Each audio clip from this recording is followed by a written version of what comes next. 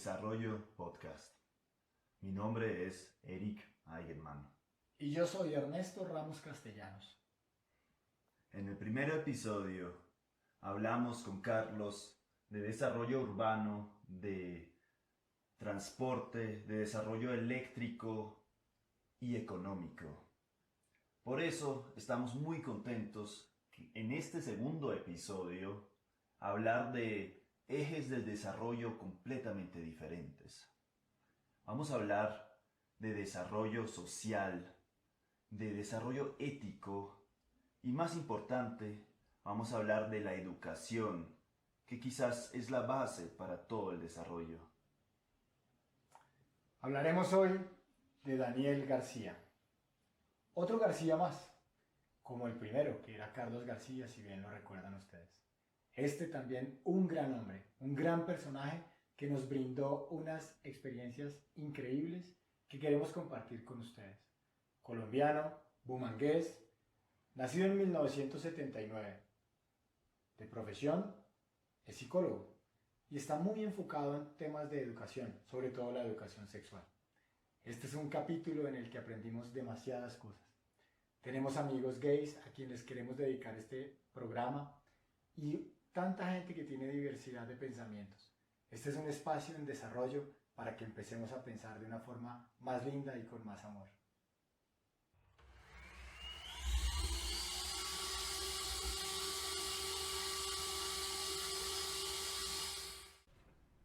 Hola Daniel, ¿cómo estás? Muy bien, muchas gracias. Me encanta.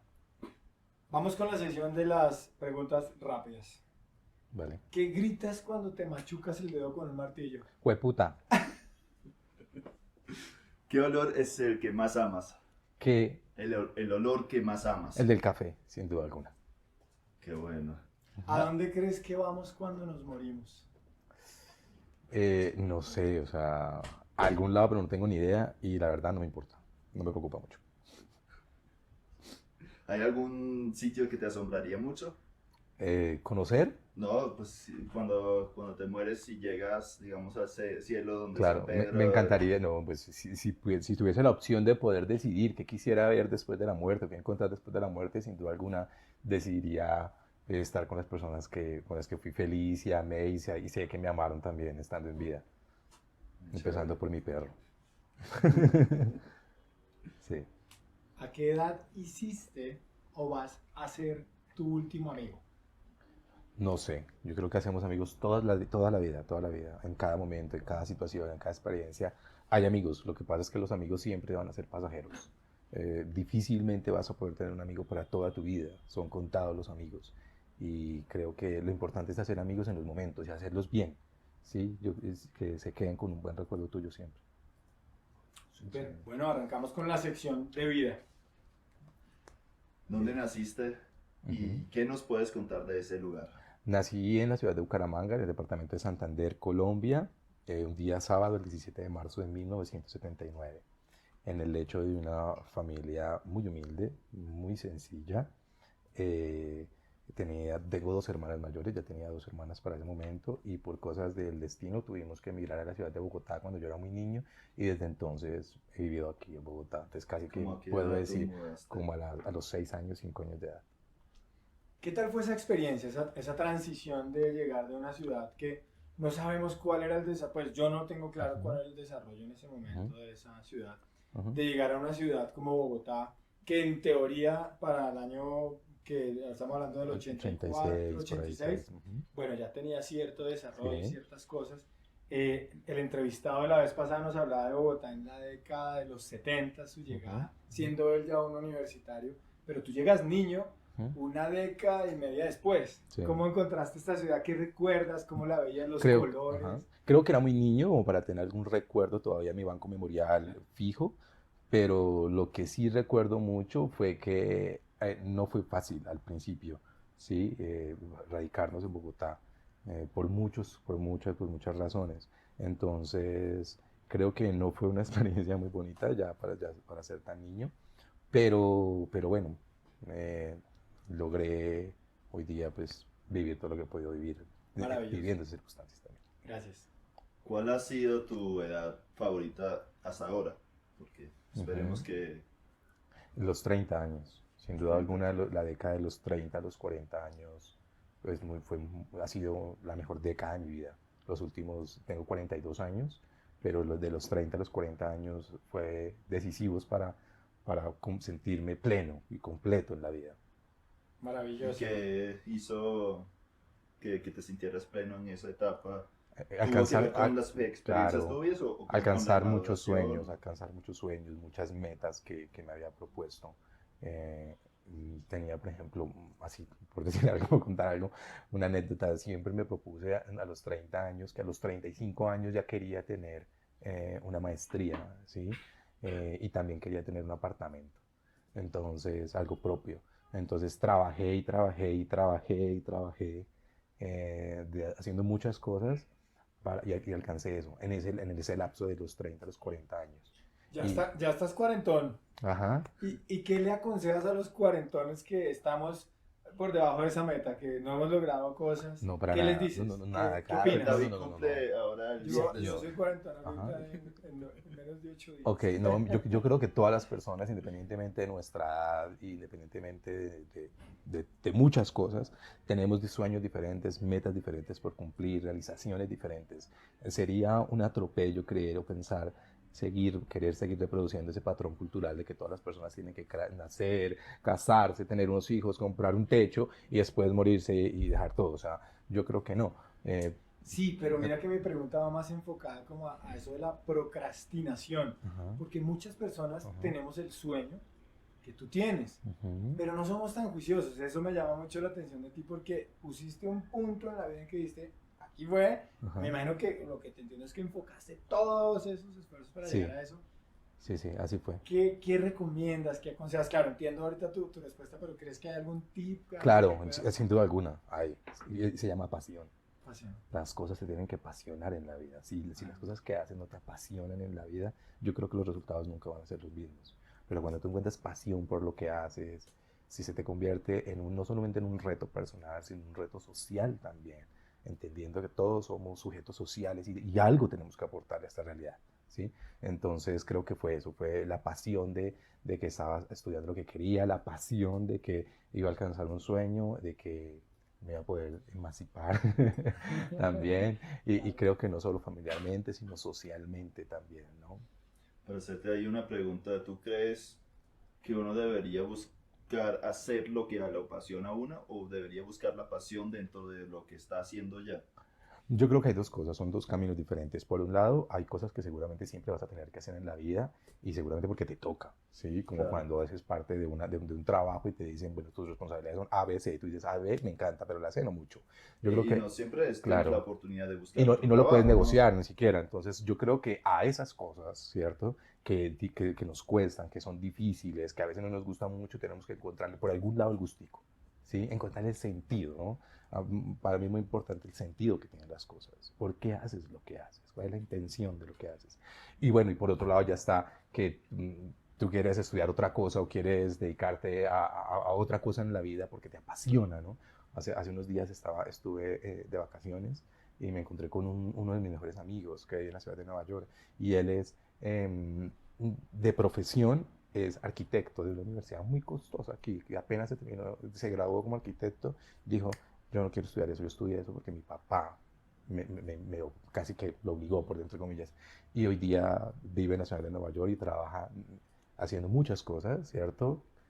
Ninguna en su carrera, pero me decía, y soy feliz, y soy feliz. Entonces yo creo que eso es lo que hay que encontrar, el sentido y la felicidad en las cosas, y eso no te lo da nadie, lo descubres tú mismo. Sí, muy chévere. Eso también de encontrar el sentido porque muchas personas siento que están haciendo su trabajo, su labor, porque les da ingreso, pero sin ver el sentido profundo, porque muchas veces tiene un sentido profundo detrás que tú le estás haciendo un aporte a la sociedad a través de tu trabajo, aunque no fue el que hubieras escogido tú mismo, ¿no? Ujú, ujú. Encontrar ese sentido quizás te ayuda personalmente, ¿no? Sí, claro, pues por lo menos te hace feliz o te trata de alegrar el rato por un momento, porque sería muy triste vivir la vida aburrido, deprimido por lo que nos tocó hacer y no por lo que decidimos hacer o quisimos hacer en la vida. Muy bien, bueno. Siguiente sección.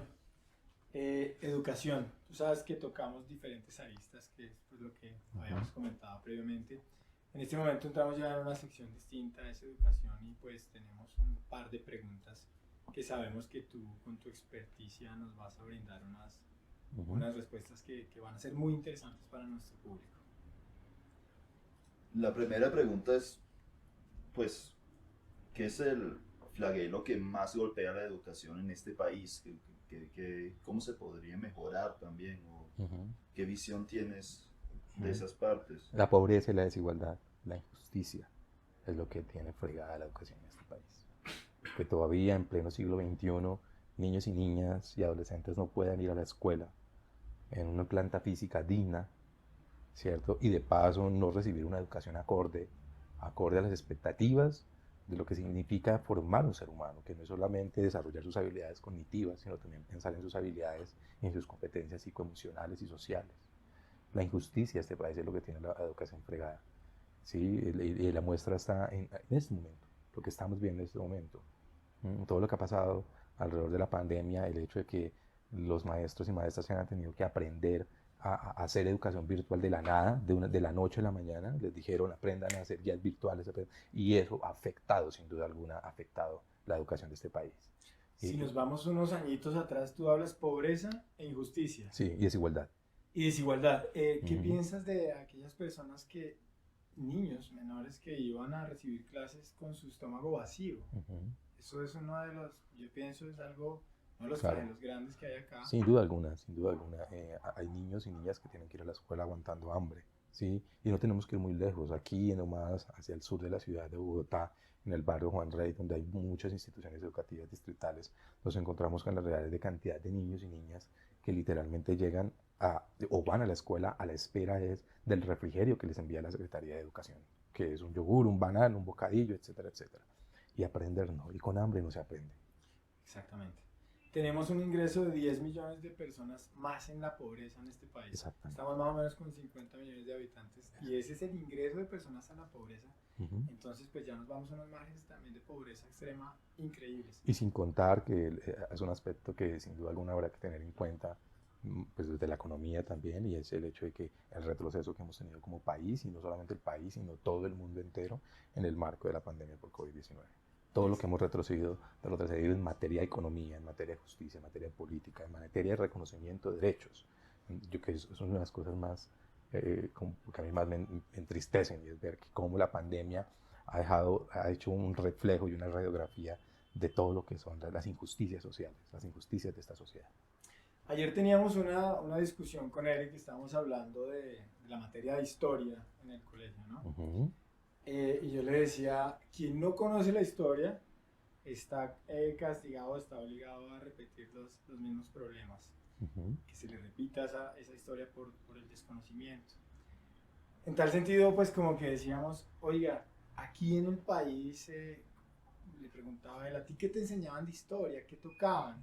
Y con otras personas que estábamos en determinados, pues que salieron de determinados colegios de acá de Bogotá, nos decían, no, a nosotros sí nos hablaron ya de problemáticas de guerrilla y nos hablaron de lo que, bueno, de lo que nadie quiere hablar. Y nosotros nos quedamos como, yo personalmente recibí una historia que considero es algo muy antiguo, que en su momento lo pone a pensar a uno y lo transporta por allá en el tiempo, pero realmente no recibí algo muy cercano que uno dijera, venga, estoy realmente aprendiendo qué es la problemática de este país como niño, porque pues a veces también la información que recibimos puede generarnos a veces como mucha controversia, pero sí nos forma criterio, que es finalmente lo que hablamos ahorita. Lo que buscamos es que las personas formen criterio. Entonces, la pregunta va direccionada y en educación, que es la sección en la que estamos, ¿qué piensas? ¿Los colegios se están esforzando por mostrar una historia fidedigna a lo que ha sucedido en este país? ¿O seguimos ahí tras bambalinas y escondiendo cierta información? ¿Cuál es tu posición? Yo creo que el problema de la historia no es lo que te cuenten, sino la forma como te lo cuentan. ¿Sí? Entonces, sin duda alguna que los programas de educación para las ciencias sociales, que incluyen los currículos de historia, geografía, geopolítica, filosofía, ética y demás de las instituciones educativas, actualmente han tenido unos cambios que no se pueden desconocer. Hay unas implicaciones de materia filosófica y cognitiva muy interesante, pero sin embargo seguimos contando y se sigue contando la misma historia de siempre. yo no recuerdo que a mí me hayan dicho algo diferente a lo que le siguen enseñando a mi sobrino, a mi sobrina, etcétera, etcétera. Y se ha estado desconociendo otra parte de la historia, ¿sí?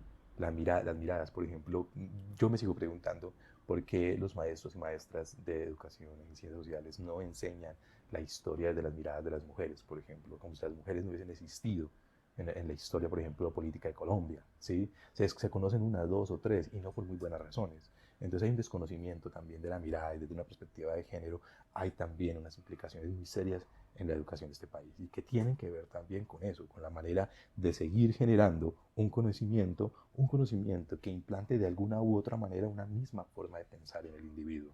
Y entonces, ¿dónde queda el pensamiento crítico del sujeto? También siempre es una historia de poder, ¿no? Claro, La que se enseña, no es una claro. historia, digamos, la gran población no está en el poder. Ajá, No es la exactamente. historia de esas personas, sino Sí. es la historia. Y porque creo que también las fuentes con las que se ha recurrido a armar este cuento, la historia, pues también han sido las mismas siempre, ¿no? Entonces ahí pues, quisiéramos conocer la historia desde la etnografía, por ejemplo, desde los puntos etnográficos, desde el conocimiento de las mismas comunidades y las poblaciones. Es muy diferente hacer la historia desde un escritorio a hacerla estando con la gente y en la gente. Así es. Otro eje que te queríamos preguntar, ya que lo habías tocado con toda la pandemia, se ha mostrado más la transformación de la educación y personalmente creo que puede haber incluso con todo lo de la virtualidad hay posibilidades porque digamos yo me he asombrado ahora nosotros estamos terminando la maestría de los mejores profesores del mundo yo puedo verle las clases en YouTube. Es impresionante que incluso había una clase que quizás no me gustó tanto, pero una de las mejores recomendaciones del profesor fue, mira estas clases en YouTube y me quedé loco y también me quedé loco porque pensé, yo no estoy ni pagando por esto, eso es Ujú. completamente gratis Claro. y eso es una democratización del conocimiento impresionante, Ujú. por lo menos para los que tengan acceso a internet que cada vez son más. Ahí va a ir yo, y era que, pues para que todas las personas tengan ese privilegio que tú has tenido de poder ver una clase en YouTube gratis, pues tenemos primero que garantizar que realmente la educación sea algo democrático y implica que los niños, niñas y las personas en general que se están educando, pues tengan unos mínimos, recursos mínimos, fluido eléctrico, internet, y no lo hay. Es muy curioso, ¿no? Es muy curioso, por ejemplo, lo que pasa en este país, que llegaron los computadores a muchos municipios de este país, a las escuelas de estos municipios, llegaron computadores, municipios donde no hay fluido eléctrico. Es incoherente, ¿no? Es un poco incoherente. Y pasa en este país. Sí, pero de todas maneras hay una población grande que sí tiene acceso y creo Claro. que yo supongo que es más del 50%, Sí, sí, sí, seguro, sí. Sí. probablemente un 80% que tiene ese acceso, que es una población grande al final Claro. que yo me pregunto, pues, ¿cuál va a ser el rol del maestro? Pues también vimos unos videos de ti que estabas dando clase con unos jóvenes súper entusiasmados, que creo que ahí puede ir el rol del maestro del futuro. ¿O Claro. cómo crees tú Yo creo que la educación está pasando por un momento muy, muy, muy álgido y es el hecho de que nos vamos a tener que, y eso es el resultado también de la pandemia, y es que nos vamos a tener que pensar las formas como educamos, ¿sí?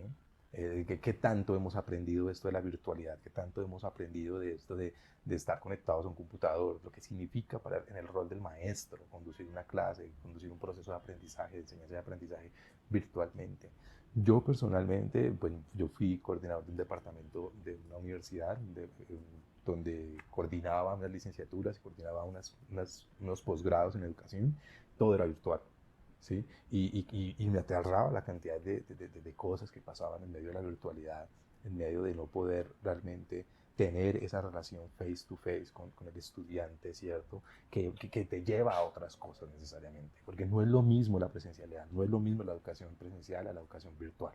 Yo creo que la presencialidad te permite seguir entendiendo la comprensión humana del otro, lo que es el otro, no solamente lo que tú puedes ver a través de la pantalla del computador. Daniel, perdóname, yo veo una cosa y es que hace 2 años, o sea, previo a la pandemia, una persona que trabajaba en la parte financiera de una universidad reconocida aquí, por lo menos en Bogotá, decía algo así como que la gente no se estaba matriculando, que la deserción era muy grande.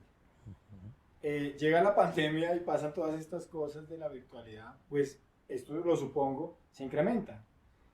¿Qué crees que están haciendo estas empresas para poder defenderse frente a ese caos? Porque para ellos es un caos y es perder la forma pues de generar ingresos, porque finalmente pues, Es un negocio. es un negocio, Es un es una negocio que hay que empresa. atender como cualquiera. Claro, entonces es como otros negocios que hemos visto que venían siendo fuertes, grandes, y llega algo por acá disruptivo y los coge y chao. Ujú, Eso sí. prácticamente es lo que vi en Sí. ese momento hace 2 años cuando esta persona Claro. me lo dijo. Ujú. Y asumo que ahorita con lo que pasó, pues debe ser un flagelo aún más grande para estas Claro. universidades. ¿Qué opinas de eso? ¿Cómo lo ves? Pues mira, cómo- yo creo que la educación, como la salud y Sí. como la política y los derechos, es algo que están en la misma línea, si se quiere, en el sentido de que hay ciertas situaciones, ciertos estados de cosas que realmente requieren un nivel ético diferente. Y la educación es una de ellas. Porque pienso que, claro, las universidades no se empiezan a matricular, los chicos no empiezan a matricularse, hay una crisis también financiera por parte de las universidades, eso va a tener una repercusión seguramente en los planes de estudio, porque queramos o no, los maestros no van a hacer lo mismo, la contratación no va a ser la misma. Esto es una pirámide de cosas y una bola que se va formando de debilidades, yo creería, de debilidades en materia de la propuesta que tienen las universidades en educación. Las universidades no están ofreciendo una garantía realmente fuerte que le diga al estudiante o a la estudiante que ese proceso virtual, semivirtual, alternante o demás, le va a regalar las mismas competencias que hasta hace 1 año y medio creíamos que eran necesarias en la presencialidad. Entonces son debates y son diálogos que seguramente se van a tener que hacer en el sistema educativo. Una cosa que siempre en ese debate de virtualidad yo creo que hay una chance también de que aprendamos, porque nosotros quizás todos hemos tenido esas clases que un maestro está enfrente, incluso leyendo, porque no tiene habilidades Claro. comunicativas, Ujú. o simplemente recitando algo por 3 horas y uno intentando aprender algo ahí Sí. y la verdad no entra nada. Ujú. Y yo creo que hay una chance ahí de tener una reformación de que quizás esas cosas secas pueden estar en un video que yo las veo a mi velocidad, Ujú. lo repito si no Claro. entendí algo, mientras que el rol de maestro puede ser un rol de inspirar Sí. en una presencialidad futura que quizás volvamos, ojalá volvamos otra vez, ¿no?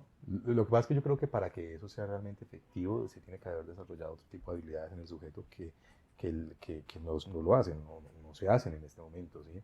Y es la autonomía. Tú tienes que ser una persona realmente autónoma y tener tácticas de aprendizaje autónomo y eso implica muchísimas cosas, para que realmente sea efectivo el que tú digas, esta hora de 2 a 3 la voy a dedicar a mi clase virtual con mi profesor en YouTube, que ni siquiera me está viendo, que estoy en pijama, pero yo puedo aprender. Entonces, eso requiere muchísima autonomía, requiere un aprendizaje autónomo no se tiene actualmente y que la escuela no ha desarrollado en los niños y niñas. Entonces, lo que les digo hace un momento, o sea, el 19 de marzo más o menos del año pasado, cuando empezó todo este tema, o el pasado de la pandemia, le dijeron a los maestros, listo, a trabajar virtualmente. Y le dijeron a los estudiantes, a aprender virtualmente. ¿Qué es esta? ¿Puedo decir groserías? Sí, Ah, bueno, Pero por ¿qué es eso esta mierda? necesitamos, O sea, pues, el Eric de hace, no, 15 años, ujú, necesitaba yo no aprendía en la universidad, en las clases era como que te acababa de contar, yo no aprendía. Y ujú. aprendía en las clases donde había un profesor que me motivaba por un Ok, tema. claro. Entonces yo creo que eso puede ser el rol de los profesores, Claro. que tú mires tu horita de video que hace, ojalá esté un poco mejor hecha, pero que tengas un profesor presencial que tú le puedes ir a hacer preguntas y que él te enciende una llama por un tema que... Ujú. Sí, el rol del docente es clave, definitivamente el rol del docente es clave en la motivación del estudiante, ¿sí? porque el docente se convierte en guía también, y en guía de un aprendizaje y en guía de muchísimos intereses. Todos somos de alguna u otra manera docentes de lo que hacemos. Diariamente enseñamos y aprendemos muchas cosas. Yo pienso que la presencialidad nunca va a reemplazar la virtualidad. Yo creo que la virtualidad puede desarrollar muchas competencias, ¿sí? Pero nunca va a poder desarrollar la empatía que es necesaria en el proceso educativo, ¿sí? El reconocimiento del otro como un sujeto de derechos, que es diferente a ti, que piensa diferente a ti, ¿sí? En la clase virtual, cuando hay un debate, al estudiante le sale muy bien apagar su audio y su cámara y olvidarse de eso. En la presencialidad no, en la presencialidad está la posibilidad de estar allí, debatir, poner tu pensamiento y escuchar del otro, que seguramente es diferente, pero es que así debe ser. Pero, ¿Cómo crees que van a competir estas universidades? Porque yo te digo una cosa, tú y yo estamos más o menos como de la misma edad, usted sí es un chiquillo, pero digamos que yo no sé si te suena el término, esa clase es puro relleno. Era un asunto, pues para explicarle a la audiencia, en la que había un pensum que uno miraba y decía, venga, está relleno, las duras son estas. terrible. Pero uno sabía que se iba a esforzar en pasar las duras para sacar adelante una carrera. Y había una masa muy grande de gente que hacía la carrera por hacerlo. Sin le duda dijeron, alguna. estudie, saque esto adelante, que con eso usted va a conseguir trabajo. Pero hoy yo creo que el modelo ha cambiado sustancialmente. Ya eso no es lo que está pasando. Ya es como instrúyase, aprenda cosas muy puntuales y sáquelas adelante para poder hacer algo también, ¿no? En este asunto, pues sabemos cómo está el desempleo y demás, pero hay otros modelos. Entonces, la cuestión cuál es, ya el joven pues accede a una educación en la que si las universidades no hacen unos cambios drásticos sobre esto que yo te acabo de decir, ahí van a seguir estando los rellenos. ¿Cómo ves esta situación?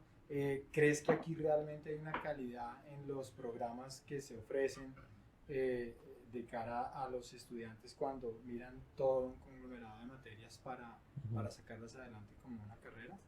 Bueno, yo creo que sin duda alguna hay universidades muy buenas, hay universidades muy buenas, hay universidades que le están apostando a esta nueva mirada, ¿cierto?, de la educación y de lo que significa pensarse la educación post pandemia, si se quiere, iniciando de la pandemia. Pero desde mi experiencia como maestro universitario, creo que estoy muy desanimado en realidad. Creería que no hay realmente una preocupación por el desarrollo del sujeto integral, competente, profesional realmente. Mira, te voy a contar una anécdota. Yo era coordinador en una universidad, de un departamento, donde había una modalidad de educación virtual para psicología. Estudiantes que estudiaban psicología virtualmente. Yo orientaba una clase de estas virtuales yo alguna vez me dio por empezar a hablar con las personas por el aula virtual sobre las motivaciones que los llevaban a estudiar esa carrera. Y conté más de 5 personas que habían decidido estudiar educación virtual, psicología, porque decían, es lo más fácil y necesito tener un cartón de cualquier cosa.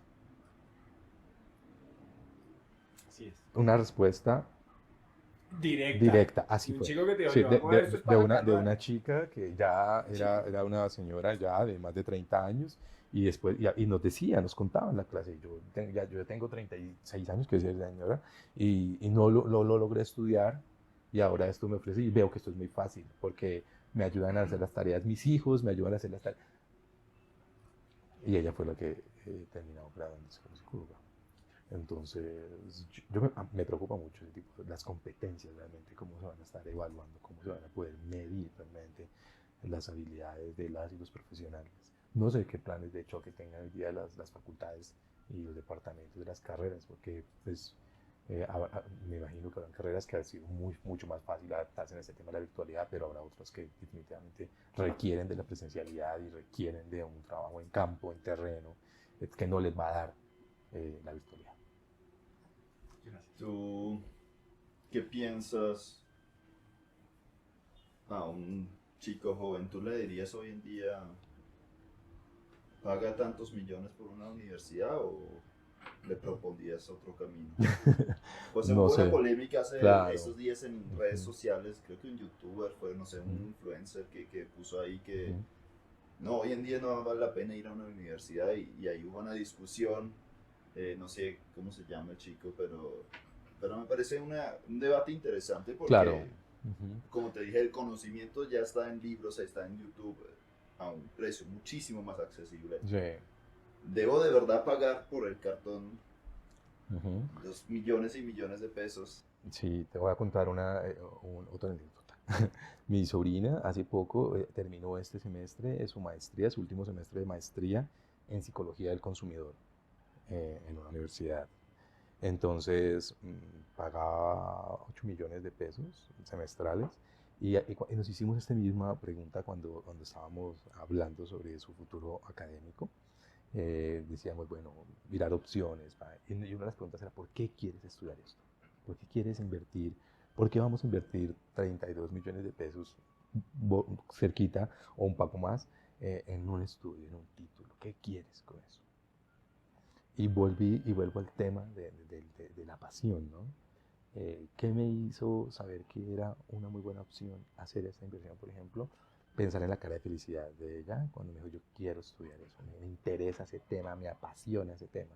Pero volvemos a lo mismo, es un círculo vicioso en el que tú caes, porque perfectamente tú puedes aprender de muchísimas maneras y muchísimas habilidades. ¿Sí? Hay personas que no necesitan y no han pasado por una universidad para hacer cosas muy interesantes, muy buenas. ¿Sí? Tenía un compañero filósofo que decía, deberíamos dejar de leer menos para ver si desarrollamos más nuestro propio pensamiento. Algo nos saldrá. Y el círculo vicioso está en que tú sabes que tienes que invertir, en que tienes que graduarte, en que el título lo necesitas.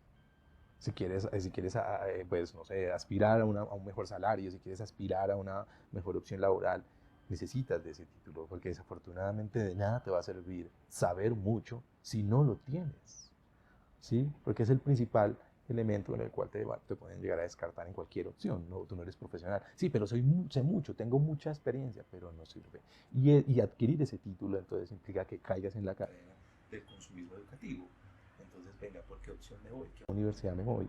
Sí, entonces miremos, pero bueno, es que estas que son más bajitas, el precio de pronto no son tan chéveres. ¿Sí? Y estas que son tan alto, pues ¿cómo le vamos a hacer si ahí no alcanza?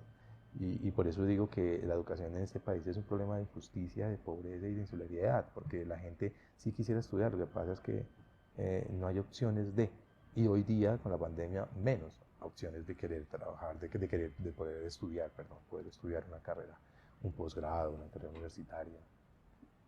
En Suiza hay un modelo educativo que me gusta mucho, que no es el universitario, que es Ujú, aparte, pero aparte hay uno que se llama aprendizajes. ujú, Y tú terminas la escuela obligatoria a los 16 años. Si eres muy bueno en la escuela, puedes seguir en el bachillerato que automáticamente te habilita para las universidades públicas. ujú, Si no eres tan bueno, también puedes seguir, pero no te da mayor beneficio. Y lo que hace la mayoría de las personas es buscar un aprendizaje y eso es con empresas. eh, pero a la vez vas 50% a la escuela también ah, del qué bueno, Estado. qué bueno. Es algo parecido como al SENA, pero tú Ujú, vas 50%, trabajas en una empresa, digamos eres carpintero, ¿no? ujú, Tú trabajas la carpintería en la empresa, vas aprendiendo, pero también tienes clases de matemática, de francés, de inglés, ujú, pero también tienes materias que son de cómo, yo no estudié eso, entonces yo no lo sé al detalle, pero cómo es la madera, cómo la puedo ujú, ujú. trabajar, qué son las, cómo se va a tener una productividad más alta. Y te vuelves un experto realmente y por eso los Claro. carpinteros en Suiza ganan muy bien, ¿no? Ujú, Para darte un ejemplo, entonces a mí, de mi primera universidad era muy, muy técnica, fallé después en el segundo año, intenté dos veces y fallé, era de muy buen nombre, pero a mí no me entraba la información. ujú. Fui a una mucho más chiquita que no, con muchísimo menos reconocimiento, pero ahí me pusieron, mira, haz este programita yo soy ingeniero mecánico, para aplicarlo aquí y lo testeamos y vemos Ujú. que si funciona, este proyectico, y Qué me chévere. encantaba, y Ujú. estaba motivado para hacer las cosas. Y desde ahí siempre pienso que la educación debería ser muchísimo más aplicada Ujú. en el campo, no sé si con empresas siempre, pero que debe ser algo mucho más que te motive que estés haciendo algo y no solo los libros, no sé, no Ujú. solo, no sé qué piensas de esa Pues en tu área que es muy diferente a claro, la yo creo que, ingeniería. pues, para mí es clave el aprender en la práctica, la praxis, ¿no? La teoría, yo creo que todo lo que tú hagas en la vida es un arte, de alguna u otra manera. Y para poder dominar un arte uno necesita dos cosas, dominio de teoría y dominio de práctica. Tú puedes saber toda la teoría respecto a lo que quieres enseñar, lo que quieres hacer, pero si no pones en práctica eso que sabes y no conllevas, en el caso del rol del docente, a que el estudiante o la estudiante ponga en práctica eso que ha creído aprender, porque la única manera en que realmente se va a poder dar cuenta si lo aprendió es en la práctica. Ese contacto es necesario, ese contacto con la realidad es necesario, ¿sí? Y es importante que le apuesten a esos encuentros prácticos que permita que realmente se compruebe el desarrollo de las competencias y las habilidades de los profesionales de este país, hablando universitariamente. Maravilloso. Bueno, me permiten dar un giro ahí a las preguntas. Claro. Para ti, ¿cuál es la importancia de la educación sexual? Es muy importante. Soy educador sexual, trabajo hace más de ya 20 años, trabajo en educación integral de la sexualidad. Hoy día se le conoce educación integral de sexualidad, antes se conocía educación sexual solita. Hoy día, según los estándares de organizaciones internacionales, es mejor hablar de educación integral en la sexualidad. Y bueno, me parece que es clave, que es importante.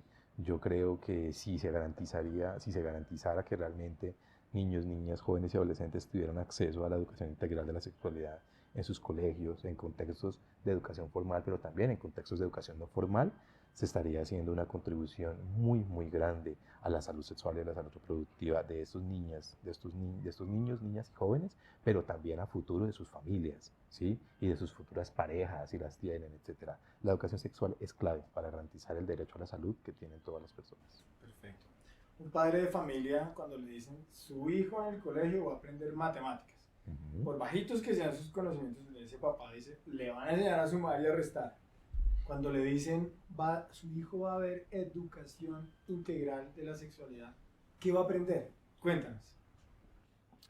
Bueno, este niño o niña o adolescente que va a participar de procesos de enseñanza, aprendizaje en educación integral de sexualidad va a desarrollar una serie de habilidades y competencias que son claves para el desarrollo armonioso de este niño en los diferentes contextos donde esté. ¿Qué va a aprender? Va a aprender no solamente sobre la biología, ¿sí? Que era ese modelo que existía anteriormente de la educación sexual, donde solamente nos enseñaban las partes del cuerpo y para qué nos servían las partes del cuerpo.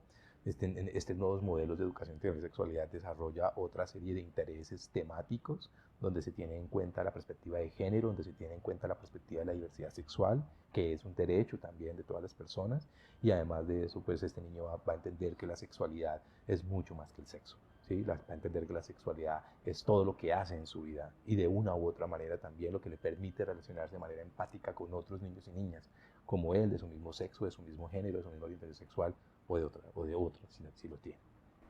Pues tú sabes que vivimos en un país donde quizás muchas personas, por razones quizás de desconocimiento o también de cierto sí, ideologías, están en contra de la Uh -huh. educación sexual. ¿Qué les dirías a esas personas como por qué es tan importante que su hijo o su hija en, aprenda de esas cosas para que le beneficie la vida de sus hijos para que diga, no, es importante que Claro. mi hijo Bueno, o mi hija. yo le diría a un papá, a una mamá o a alguna persona que juegue las veces de figura cuidadora de un niño o niña que no esté interesado en que su niño o niña reciba educación integral en sexualidad en la escuela, le diría pues primero que todo que es un derecho de este niño o niña, independientemente que sea su hijo o no. Hay una ley de infancia que dice que es un derecho de niños y niñas recibir educación integral en sexualidad o educación sexual en la escuela.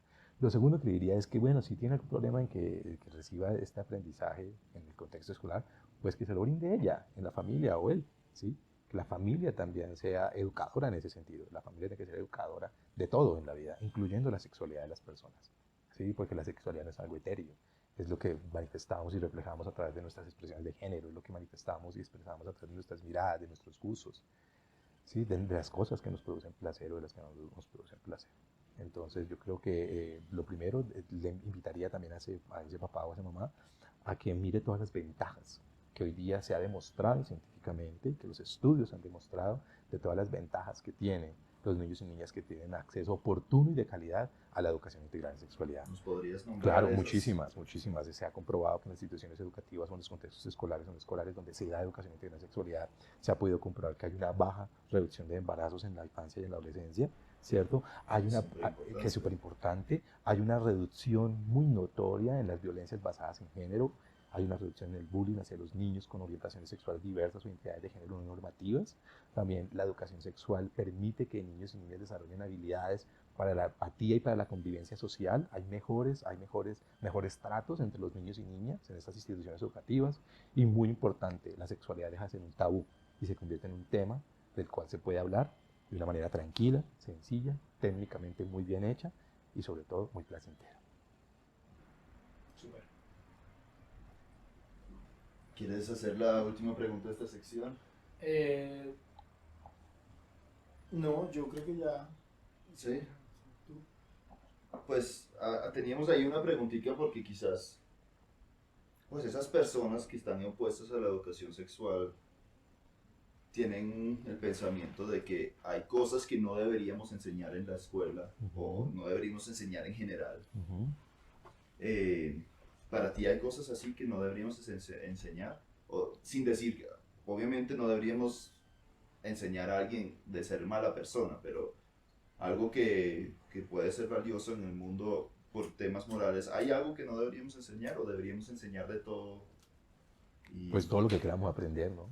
Y todo lo que consideremos que estos niños y niñas deben aprender. Y cuando hablamos de educación integral en sexualidad, yo creo que lo que no se debería aprender es justamente, no se debería aprender sobre la homofobia, no se debería aprender a ser personas homofóbicas o transfóbicas, no se debería enseñarle a los niños que solamente existe un mundo binario de hombres y mujeres. No, por el contrario, lo que hay que enseñar es la realidad de lo que ocurre hoy día en esta sociedad. Y es que existen personas diversas, existimos personas diversas en todos los aspectos de la vida. Sí, tengo una última pregunta ahí. Esa no está anotada, pero. Tranquilo. ¿Tienes conocimiento de más o menos en otras sociedades, en otros países, qué tan avanzado está esto de lo que estamos hablando? ¿Sobre la diversidad Sí. o sobre la educación? Sí, más o menos hablando de la educación. Bueno, claro, existen muchos países que han llevado la vanguardia en temas de educación integral y sexualidad, ¿sí? Tenemos experiencias muy exitosas y las cosas se ven en que tienen un impacto en las políticas públicas. Esa educación transfiere, o sea, se transfiere de los contextos escolares, porque los niños y niñas, por ejemplo, en Argentina, en países como Uruguay, ¿cierto? Donde hay experiencias exitosas de este tema de educación integral y sexualidad, han demostrado que tienen un impacto también en la rama política, en los enfoques estructurales, ¿sí? Un ejemplo muy claro de esto es lo que ha ocurrido la semana pasada en Argentina, donde se aprobó por decreto las identidades de género no binarias, ¿sí?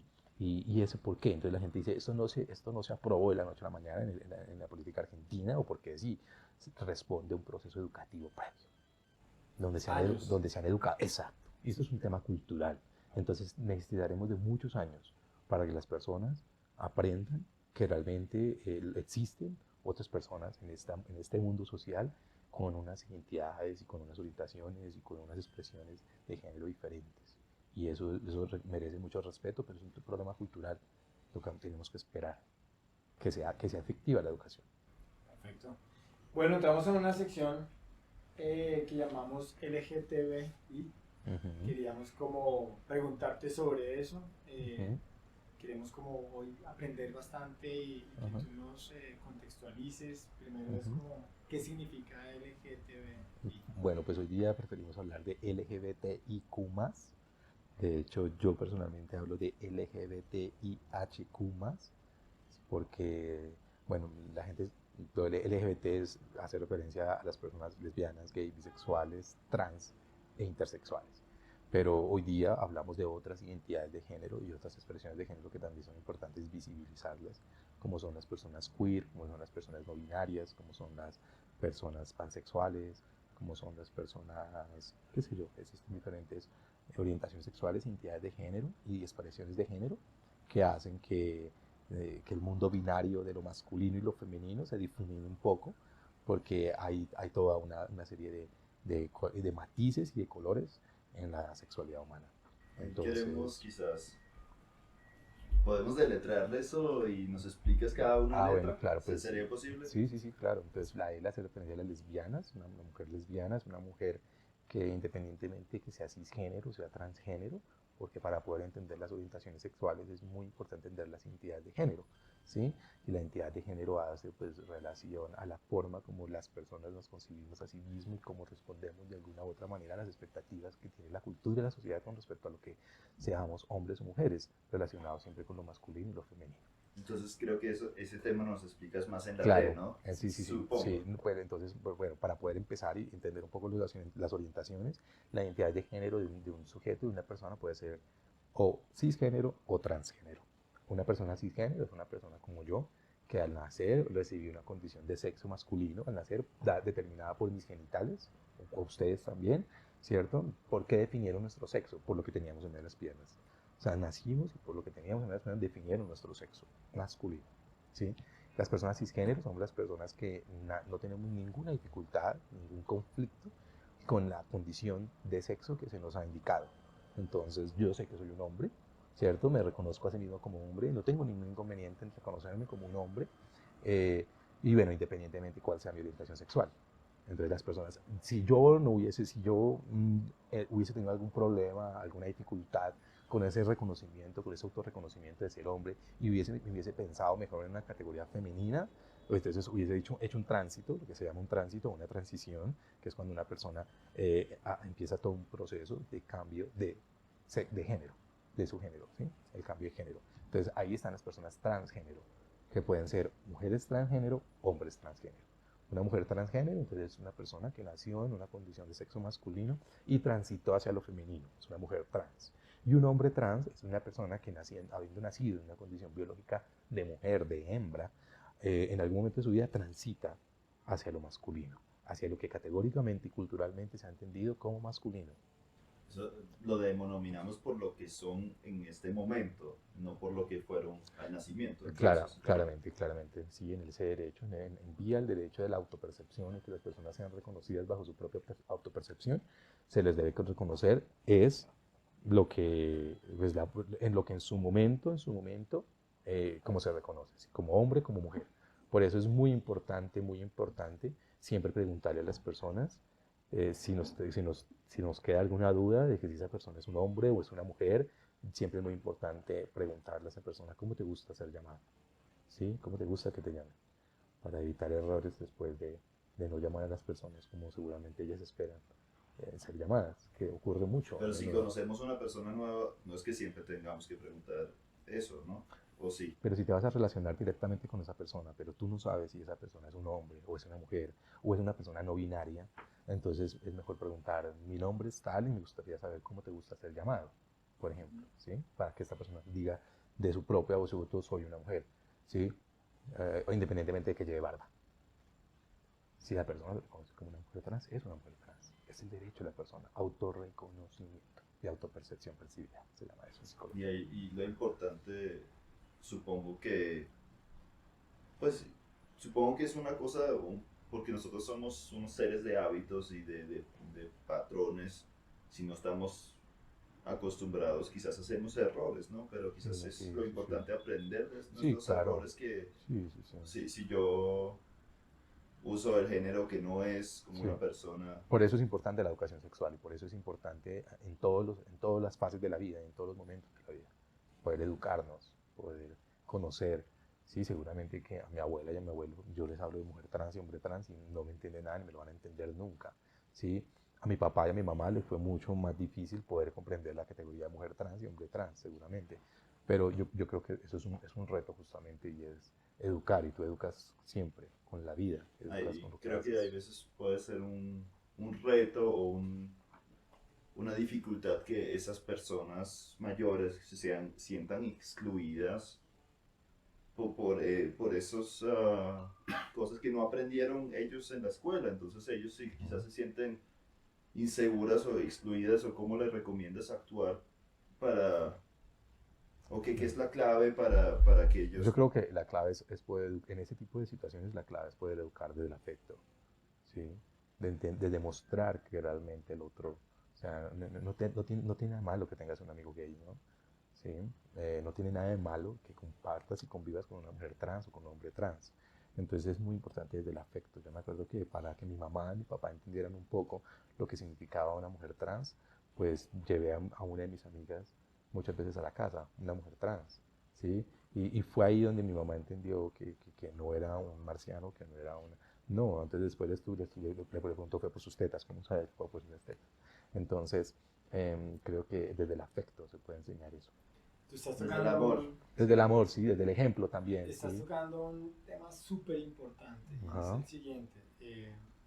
Yo siento que acá todavía hay muchos pensamientos godos, Ujú, radicales y sobre todo de personas que ya tienen una edad pues, avanzada, ¿no? Entonces es ujú, como, oiga, yo no creo en eso, no quiero entender de eso, ujú. bla, bla, bla, y se Sí, se quedaron cierra ahí y totalmente. ya se Ujú, cierra totalmente y yo creo que así hay mucha gente. ujú, Pero cuando te toca la puerta, la situación ujú, y el tener que entenderlo porque te está tocando en los lazos familiares, es más fácil, ¿no? Y ya esa persona ya le cuenta la historia de una forma distinta a otros y así se va ujú. expandiendo esa información. Eh, ¿Qué piensas de eso? ¿Sientes que somos todavía como país muy radicales, que hay una generación que es supremamente dura, que le cuesta asimilarlo, entenderlo y que lo juzga? Sí, yo creo que hay una generación que es la que, sin duda alguna, tiene la gran mayoría de las decisiones políticas de este país, cuyos intereses también capitalistas y económicos no les permite superar esa ignorancia cultural y esa ignorancia en relación a la educación integral de sexualidad, por ejemplo. Hablo precisamente de muchas instituciones y organizaciones del Estado que se niegan, por ejemplo, a que exista educación integral en sexualidad, que embolatan la cosa, que la disfrazan, que prefieren llamarla de otra manera, ¿sí? Pero le tienen miedo a que se hable de sexualidad, a que se hable de diversidad sexual, ¿sí? Ayer Eh, hablamos por ahí de unas cartillas. sí, exactamente. Por ejemplo, de todo el tema que generó en este país, por ejemplo, unas cartillas que fueron publicadas donde se hablaba de diversidad sexual, donde se hablaba de orientación sexual, donde se hablaba de la identidad de género, donde se decía a los niños y niñas que tienen la posibilidad de elegir su género. Entonces, eso fue muy terrible, que las personas pudieran entender eso, ¿sí? Todavía hay muchos mitos alrededor de estos temas, ¿no? Mi hijo o mi hija se va a volver gay si tiene un amigo o una amiga, o si tiene un maestro o una maestra gay, ¿no? Yo soy un hombre gay de 42 años que a los 15 años decidí ser coherente y fiel conmigo mismo, con lo que pensaba y con lo que sentía, y sin duda alguna lo que sentía era que me gustaban las personas de mi mismo sexo, ¿sí? Y pues bueno, afortunadamente tuve una familia sui generis que en estos temas, que mi madre cuando se lo conté me dijo, ah, bueno, pues eres gay.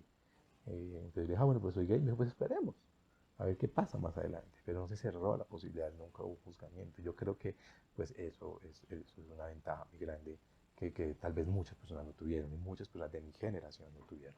¿Sí? Entonces, y hoy día, pese a que, o gracias a pesar de que los jóvenes suelen salir más del closet, si se conoce así, o pueden ser más abiertos en su sexualidad, todavía sigue habiendo mucha violencia, violencia familiar, violencia institucional, que hace, que afecta los derechos de las personas con orientaciones sexuales o identidades de género diversas. Entonces necesitamos, ¿qué necesitamos? Más amor, más compasión. Necesitamos muchas cosas. Yo creo que necesitamos educación, necesitamos un pensamiento crítico, real, ¿cierto? Necesitamos escuchar las necesidades de las personas en materia de educación, qué están necesitando, realmente qué es lo que están necesitando, las problemáticas sociales, por ejemplo, las escuelas nos deberían marcar también un poco los indicadores y la línea de base de lo que se debe hacer en relación a la educación integral en sexualidad, por ejemplo. Pero se necesita hacer muchas cosas, apostarle a la educación sexual desde muchos ámbitos, no creer que solamente es una responsabilidad de la escuela, ojo, porque eso yo creo que también es un error. Papás y mamás, ¿sí? Parejas, somos educadores sexuales, las parejas somos educadores sexuales de nuestra pareja y nos educamos también en sexualidad con nuestra pareja. ¿Por qué? Porque el erotismo y la sexualidad, el erotismo hace parte de la sexualidad humana, ¿sí? El derecho al placer, el placer es un derecho sexual que todas las personas, al cual todas las personas deberíamos acceder y muchas veces eso no se da porque no hay educación. me gustaría contar, pues nosotros estuvimos en la sierra al comienzo del año y tuvimos la oportunidad de compartir y hablar con un indígena que nos contó que él descubrió el amor romántico en la sociedad occidental y no en su sociedad indígena. Y pues que eso fue una transformación muy grande para él. Lo que me he quedado pensando es que quizás pues en nuestras propias familias probablemente era así, no hace tanto. Quizás mis abuelos ya tenían ese amor romántico, pero no sé si mis abuelos, bisabuelos sí, creo que más bien que no. Era un amor, quizás así existía amor, pero era mucho más una función de reproducción, ¿no? Y seguro que había placer sexual, pero no era algo tan completo.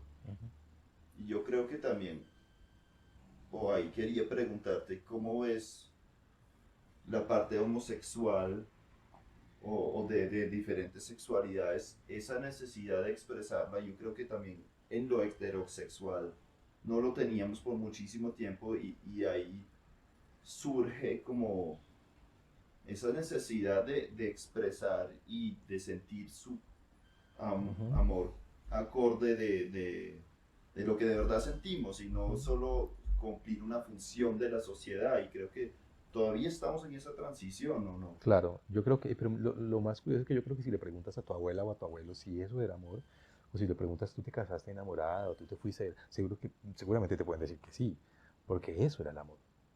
El amor era un negocio, ¿sí?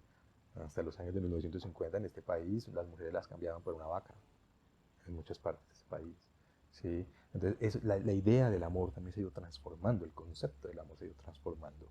Hoy día no podríamos hablar de la idealización del amor romántico que nos ha enseñado, ¿cierto? Que cumple o que debe cumplir con una serie de indicadores que no son otra cosa que un estereotipo de lo que es el amor romántico o de lo que es el amor en realidad. Pues hoy día yo creo que la gente lo ha ido reevaluando, ¿no?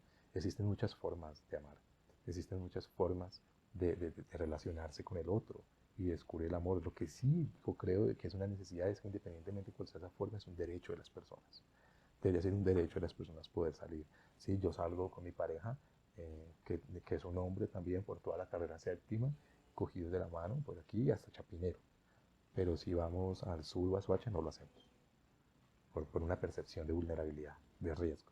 Las personas deberíamos poder expresar nuestros afectos, nuestros sentimientos en cualquier lugar, sin miedo a sentir represalias, sin miedo a que se nos vaya a juzgar, sin miedo.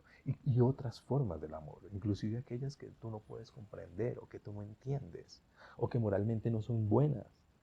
O sea, entender la sexualidad humana implica una ruptura del pensamiento estático del sujeto, ¿sí? Implica una ruptura en ese sentido para que el sujeto se pueda abrir a otras posibilidades, haya la comprensión de otras formas, de otras diferentes formas como se habitan los cuerpos, los deseos y las percepciones. ¿Sí? Seguramente que a mi mamá, a mi papá, hablar de poliamor y de relaciones abiertas le costaría un montón, pero seguramente que a mi sobrina no tanto. Así no estoy de acuerdo, así, no, pero no tanto, ha ido cambiando y hemos visto ese cambio, pero ahí vuelvo, es clave la educación y es clave, la educación desde la vida también, para mí es clave, desde poder educar desde lo que eres. Bueno, yo retorno a LG. Vamos ahí porque nos fuimos como... Claro. Y la intención era, dijimos, okay, esto va sí, enfocado sí. a que la audiencia explicar, entienda. A mí me parece una muy chévere, ¿no? O sea, que hoy entendamos realmente qué significa cada una de esas. Entonces, vale, la L, la G hace referencia a las personas gay. Hay muchas personas con orientaciones sexuales homosexuales como yo que sentimos ¿Pero los gays son solo los hombres o también son bueno, las lesbianas? a eso iba también, que no muchas personas no les gusta que se les autodenomine gay, ¿no? No, porque la palabra gay en realidad significaría alegre, festivo y los gays no todo el tiempo están cagados de la risa, ¿no? Entonces hay personas que prefieren llamarse homosexuales, hay personas, pero los gays hacen referencia a eso, ¿sí? Como la atracción afectiva y erótica que puede llegar a sentir en un momento determinado de la vida de un sujeto hacia una persona de su mismo sexo, de su sexo contrario o de los dos de manera ambivalente. Tenemos LGBT, la B es súper curioso, a mí me encanta hablar de la bisexualidad, porque siempre he creído que los bisexuales son los que más llevan del bulto, entre comillas, en esto de lo LGBTIQ+, ¿sí? ¿Por qué? Porque yo pienso que todavía nos cuesta mucho comprender y entender que la bisexualidad por sí sola es una orientación sexual. Hay muchos mitos alrededor de la bisexualidad, ¿no?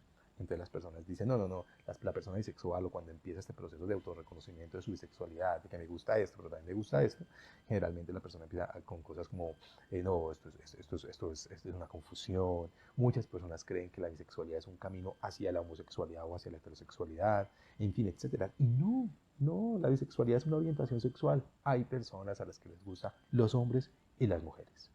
Es una realidad. Y no es nada, ¿no? Eso es como cuando tú vas al restaurante del barrio a comer un corrientazo, lo que llamamos un almuerzo corrientazo, y tú preguntas, ¿qué hay de principio? Y te dicen, lenteja y garbanzo. Y tú dices, ay, tráigame la mixta.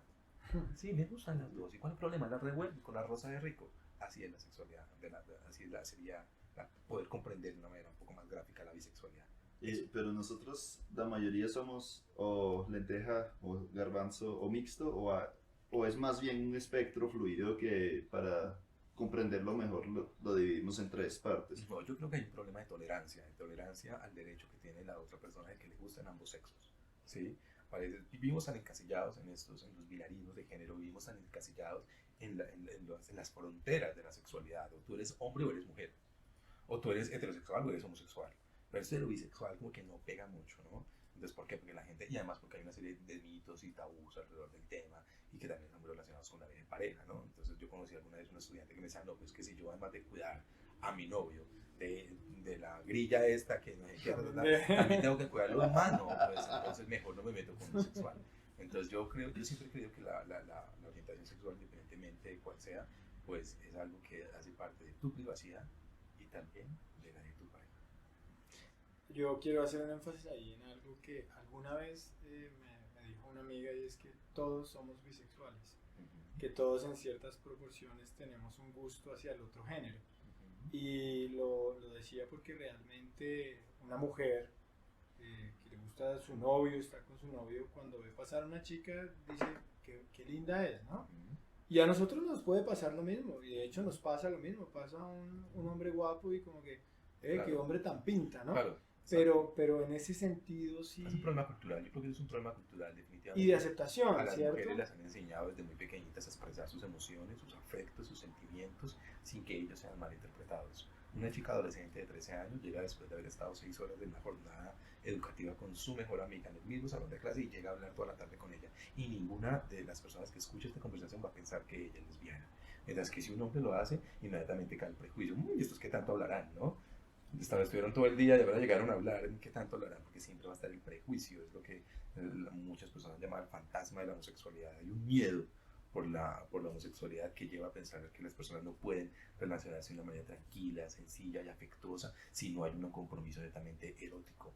Entonces una chica le puede decir a su mejor amiga, qué lindo, se te quedó el pantalón, volteate, y el culo se te ve divino, y no hay ningún problema. Pero si yo le digo a Eric, qué ojos tan bonitos tienes, parce, seguramente no va a ser la misma reacción ni de quien lo escucha, ni del mismo Eric, ¿sí? Porque no se nos ha permitido eso. A los hombres nos han castrado emocionalmente, nuestra capacidad, nuestra inteligencia emocional nos la han castrado. Desde la escuela, cuando nos dicen siéntese como un hombre, ¿no?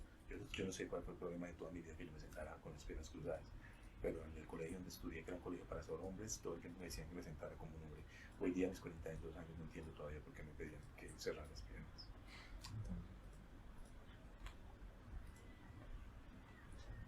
Entonces, vamos en L, G, B, T. La T hace referencia a las personas transgénero, ¿sí?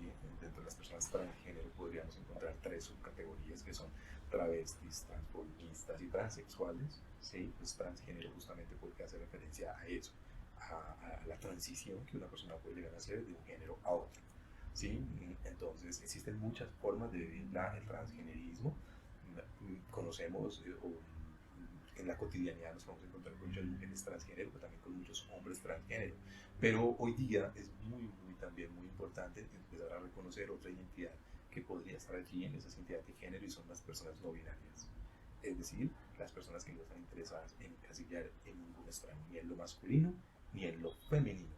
Y por eso se recurre a otras. Ha sido necesario construir unas nuevas gramáticas, ¿cierto?, que permitan que esas personas se sientan reconocidas, como por ejemplo el ella, ¿sí? O cuando yo empiezo mi trabajo siempre digo buenos días a todos, a todas y a todes, ¿sí? O buenos bienvenidos, bienvenidas y bienvenides, ¿sí? Muchas personas han hecho de esto y han pensado de esto bajo el presupuesto de la economía del lenguaje, de que es algo innecesario, ¿sí? Inclusive la escuela, la Real Academia de la Lengua Española, tiene sus trabas en querer aceptar y admitir que es posible otras maneras de enunciación del sujeto. El problema cuando se desconoce esto es que lo que no se nombra no existe. Y para que una persona se sienta reconocida tiene que ser enunciada, tiene que ser nombrada. ¿Sí? Y eso tiene una repercusión en la psicología personal, pero también en la psicología social del sujeto. Cuando tú no eres llamado por tu nombre, ¿no?, que es lo que le pasa un poco a las personas trans, y es una violación continua al derecho a su nombre identitario, a la identidad de su nombre, al nombre que se han puesto. Entonces un maestro, una maestra que tiene en su aula de clase un niño o una niña con experiencia de vida trans, pero insiste en querer llamarle María, a pesar de que él se autorreconoce como un niño, se iba con el uniforme de los chicos, pero le insiste en llamarle María porque en la lista de clase dice María. Entonces, esas son violencias, ¿cierto?, que siguen pasando, que están pasando. Entonces es una falta de empatía, ¿no? También lo que yo más empatía, me pregunto, claro, es como que, o quizás algunas personas se preguntan, pues ahora vamos, bienvenidos, bienvenidas, bienvenides, y luego vamos bienvenidos, no sé, hasta dónde llegamos, o qué tan importante es, o qué tan ofendido debería estar si digamos, pues me ha pasado que estaba con 3 mujeres y luego nos decían a todos bienvenidas. Y yo, raro. Pero a la vez decía, pues, ¿qué tiene de malo? No es... No te hace menos hombre el hecho que te auto llames en femenino, ¿no? Yo actualmente en mi equipo de trabajo somos 2 chicas y yo. Y desde el momento que armamos el grupo por WhatsApp del grupo de trabajo, siempre dije, pues vamos a anunciar en femenino, atendiendo al hecho de que aquí la gran mayoría de ustedes son mujeres, son 2 y hay un hombre. Entonces, si fuésemos más de uno, hablaríamos masculino. Y siempre hablamos de nosotras, hablamos de estar atentas, hablamos de no estoy preocupada, queriendo como que haya realmente una equidad en eso, una equidad en el lenguaje, que es tan importante. Son esas 2 categorías que ya expliqué, ser las personas trans son las personas no binarias. No tenemos mujeres trans, hombres trans, pero tenemos personas no binarias. Luego tenemos la LGBTI, las personas intersexuales, anteriormente llamadas hermafroditas. Hoy día se recomienda, según la OMS, hablar mejor de personas intersexuales, personas que han nacido eh, con los 2 sexos de alguna u otra manera, uno más desarrollado que el otro, lo cual le da como la categoría de sexo dominante, pero son personas que pues presentan esta característica en su corporalidad. Tenemos también las personas queer hoy día, que son estas personas que no quieren ser encasilladas ni en lo masculino ni en lo femenino, que su forma de pensar y de ver el mundo está más allá del binarismo de género, lo masculino y lo femenino, independientemente de la forma como entienden y comprenden su orientación sexual, su expresión de género, su deseo, etc. Están las personas no... Esa es la que ya habías explicado, en donde los transes son los queer. No, las personas, o sea, tenemos que, por un lado, las personas queer, que pueden ser todas las personas que no se identifiquen con los patrones heteronormativos, ¿cierto?, de la cultura patriarcal, que es la masculinidad hegemónica, la feminidad impuesta a las mujeres, y estas categorías de lo masculino y lo femenino tradicional, ¿cierto?, donde lo importante es mantener el orden patriarcal basado en la heteronormatividad, donde lo heterosexual y la normatividad, el ser cisgénero sigue siendo algo que se impone en esta mirada. Las personas queer son aquellas que están allí, se identifican y no se reconocen en medio de este aspecto tan grande, o aspecto de lo que es la diversidad, de lo que es el hecho de ser solamente hombre o mujer, solamente ser heterosexual, masculino, femenino, etc. Y las personas no binarias, que son esas personas que a sí mismos no les interesa reconocerse a sí mismas como hombres o como mujeres, ¿no? Entonces hablamos de una persona no binaria que generalmente estas personas deciden utilizar pronombres, utilizar nombres también sin sexo, sin género, por justamente en la búsqueda de esa reivindicación de lo que para ellos y ellas es tener derecho a ser no binario, a no reconocerse ni como un sujeto masculino, pero tampoco como un sujeto femenino. Entonces, si entiendo bien, las personas queer puede ser cualquier, es más una Sí, sí, postura. sí, sí. Sí, hablamos de, por ejemplo, hoy día se suele hablar mucho de comunidades queer, ¿no? De hecho, ahí Sí lo aquí en ve. nuestra casa está el queer house, ¿no? Porque nos reconocemos con mi pareja en nuestro espacio como un lugar diverso donde todas las personas pueden entrar independientemente de sus diferencias. Eh, Pensamos en eso, ¿no? Las personas queer es como una categoría para poder referirse a todos aquellos que no estamos en los cánones de la heteronormatividad y del binarismo de género. Pero si yo soy heterosexual, también puedo ser queer. Sí, claro, si tú te reconoces a ti mismo como una persona queer porque No, no es algo identificas, claro, excluyente en ese o sea, sentido, no, no, no. perfectamente las personas heterosexuales también pueden ser personas queer, claro, sí, porque justamente por eso, que se dan esa posibilidad de, es muy raro encontrar una persona que se reconozca a sí mismo como persona cisgénero, heterosexual y queer, ¿no? Pero he conocido muchísimas personas en escenarios diferentes en que también reivindican esas formas no tradicionales de vivir su ser hombre, su ser mujer, y lo ponen en práctica no solo en su identidad social, sino también en su vida erótica, afectiva, sexual y demás. Asexual, asexuado es lo Ujú. mismo. ¿Y dónde lo ubicas? Vale, la asexualidad, muchas personas hoy día trabajan por la reivindicación de la sexualidad como una orientación sexual más. No significa que una persona sexual no significa que no experimente o no tenga atracciones afectivas, eróticas o sexuales por otra persona. No es una persona sin deseo sexual, ¿no? Eso es un error de la gente, hablar de la sexualidad como una persona sin deseo sexual o sin su dimensión sexual. No, no, no, todos los seres humanos la Pero tienen. podría La ser, ¿no? sexualidad son las personas o las personas asexuales son aquellas personas que han entendido que sus atracciones, ¿cierto? Sus deseos van más allá o están más allá del hecho de la corporalidad del otro, del sujeto del otro, ¿no? Entonces son personas que canalizan muchas veces lo que llamaríamos en términos psicoanalíticos la libido, la energía sexual, hacia otras cosas de la vida, no propiamente hacia su desarrollo afectivo, erótico y sexual con personas de su mismo sexo o de otro sexo. ¿Sí?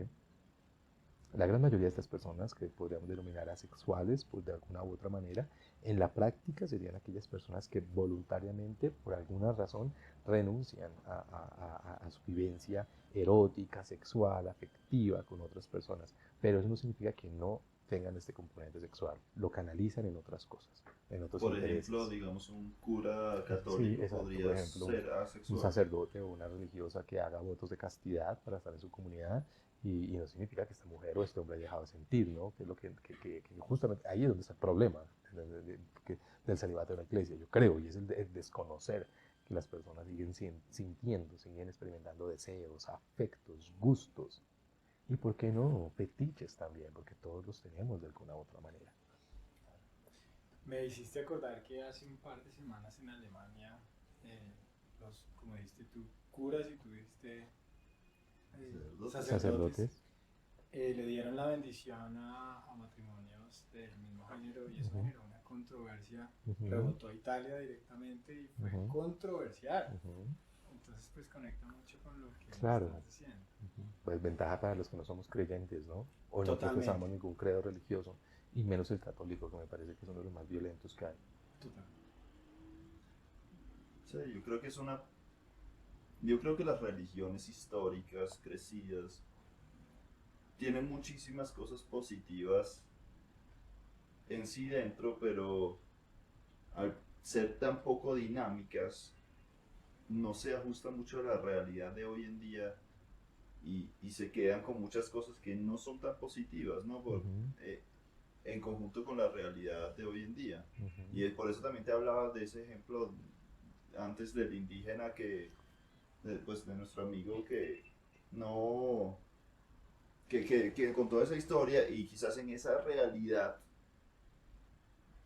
quizás no había un choque en la realidad de hace 1000 años, pero pues eso ya no estamos ahí y tenemos, pues estamos avanzando y por eso estamos en el desarrollo, como se llama este podcast, que, que quizás esas instituciones se mueven muy, muy lentamente, Ujú.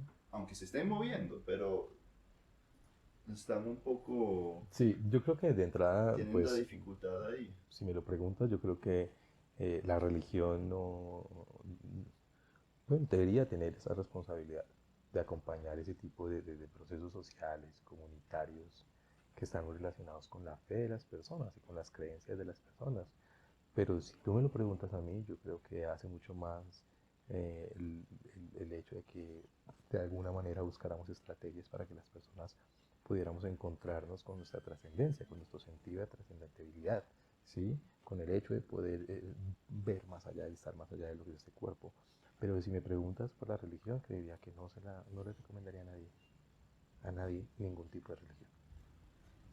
Bueno, vamos en De LGBTI LGBTIQ. Q. Bueno, yo les decía a ustedes que anteriormente que yo prefería llamar LGBTIHQ más, Exacto. porque para mí la H es clave y es la heterosexualidad. Yo creo que definitivamente si las personas heterosexuales no se reconocen dentro de la diversidad sexual, les Maravilloso. falta por avanzar, porque justamente es eso, la palabra diversidad. Cuando escuchamos la palabra diversidad, todo el mundo de inmediatamente piensa en los gays, en las lesbianas, en las Claro. personas trans, y las personas heterosexuales no se reconocen dentro del mundo de la diversidad, y están allí. Porque, o sea, por qué excluir el hecho de que un hombre o una mujer siente atracción afectiva y erótica hacia personas de su sexo diferente? Y que eso les permita tener acceso a otro tipo de derechos, es fantástico Listo. en esta sociedad donde los derechos no son para todos y todas los mismos. Ahí voy. Y qué chévere que tocaste derecho.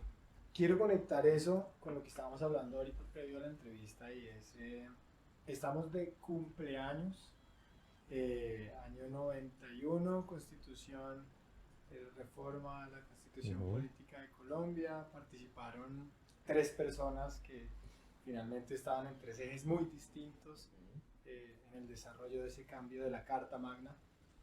Y hoy, 30 años después, pues lo que extracto yo de ahí es Estado Social de Derecho, democracia participativa. ¿Dónde encasillan esas letras en esa constitución hoy? ¿Las ves? ¿Las ves respetadas? ¿Las ves reflejadas?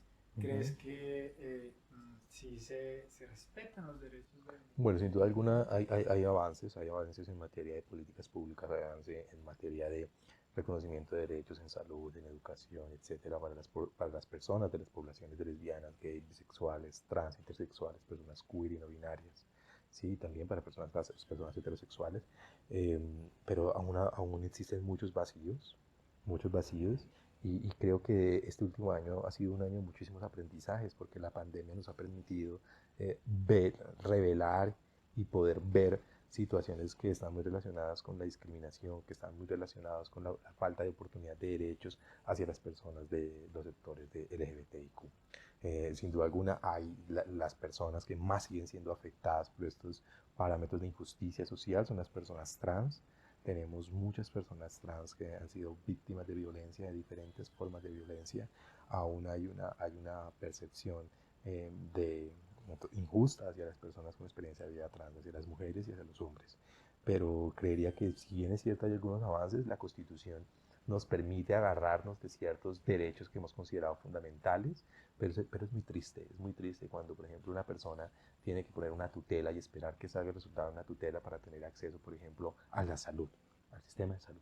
Sí, muchas personas que, por ejemplo, que no tienen condiciones económicas para acceder a tratamientos antirretrovirales después de haber sido diagnosticados con VIH, no tienen acceso a la salud, sencillamente porque no han tenido oportunidades. Mujeres trans que todavía siguen peleando porque porque se les logre cambiar su categoría de sexo en la cédula, mujeres trans que siguen peleando porque se les reconozca como mujeres, porque son mujeres con pene, sí existen mujeres con pene y existen hombres con vulva, con vulva y vagina. Eso es algo que la gente no ha logrado entender, ¿sí?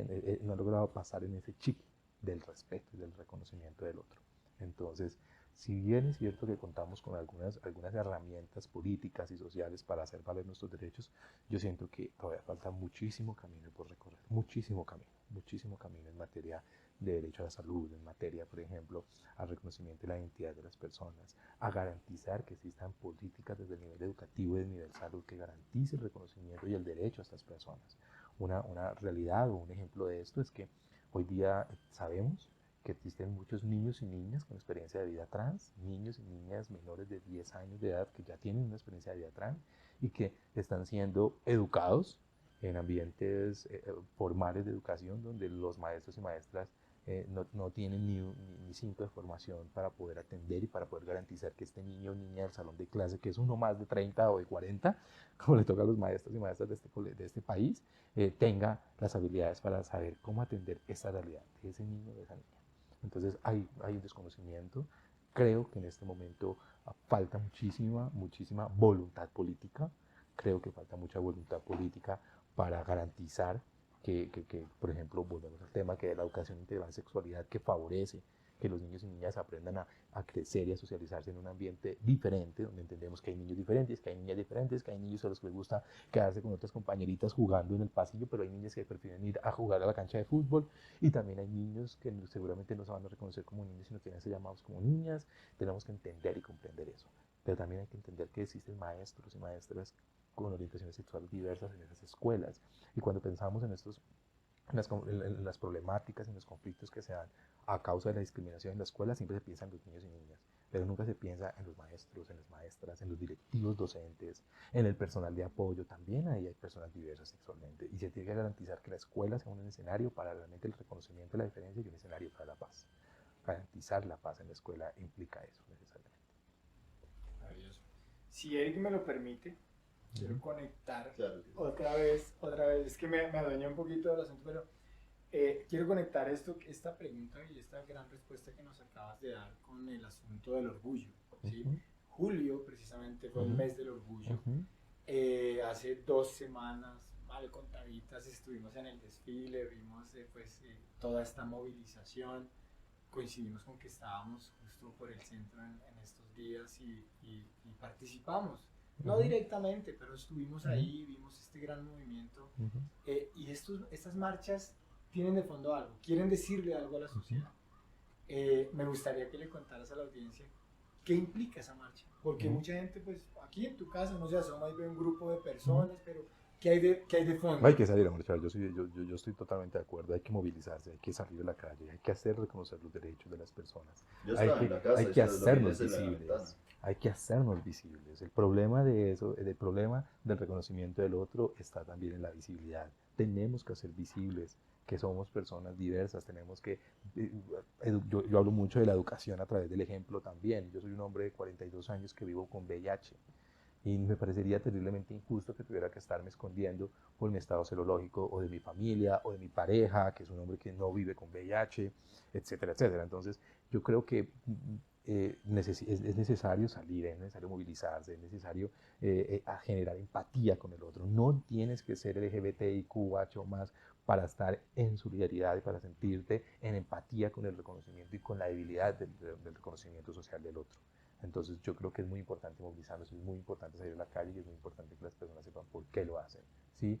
Y que bueno, que va a ser muy traumático para ese niño o niña que seguramente vea a la chica trans llegando al centro con los senos por fuera, pero va a ser también una oportunidad pedagógica para ese papá y ese niño para enseñarle que esa persona tiene derecho a salir así a la calle. Yo no creo que como niño, más que todo, a uno le da curiosidad, Sí, ¿no? claro, Todo claro. lo diferente le da Pero el problema es lo que tu curiosidad. papá te diga cuando ves ese niño, cuando ves esa persona. Porque hay una transferencia de conocimiento, ¿sí? Yo me acuerdo que una vez trabajaba en una institución educativa donde una maestra de preescolar, de transición, que son niños entre 5, 6 años de edad, se quejaba de que había otro compañerito que siempre le decía al otro roscón.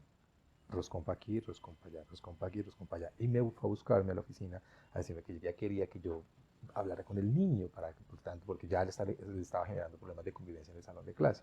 Cuando yo voy al aula de clase y hago un ejercicio de participación no activa, de estar desde atrás del salón, me doy cuenta efectivamente de las reacciones de este niño hacia el otro. La tenía montada, literalmente lo tenía entre ojos, roscón para aquí, mariquita para acá, mire allá. Cuando se termina la clase y llamo al niño que es agresor del otro, le pregunto y le digo, oye, ¿por qué tú le dices roscón a tu compañerito? Yo no le veo el azúcar por ningún lado. Le hice así en la cabeza del niño. Y el peladito me dijo, agacha la cabeza, sabe, se siente mal, que ahí ya hay un ejercicio de reflexión de la otra persona. Y me dice, es que mi papá me dice que todas las personas que son como él son roscones.